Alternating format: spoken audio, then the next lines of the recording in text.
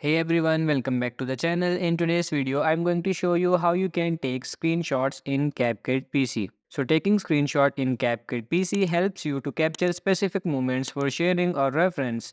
And I will show you in this particular example right here. So as you can see, this is my file right here and it's actually very easy to capture or take a screenshot and to export a particular frame. Say for example, this one, I'm just going to go ahead and tap this button right here and you can see export still frame. Go ahead and click that one and name this however you want, and you are going to go ahead and save this wherever you want as well.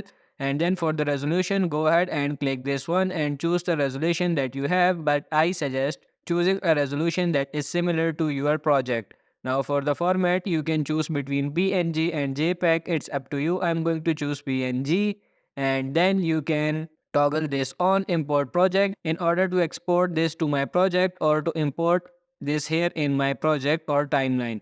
I'm going to click on this export button and there you go. You can see it's right here.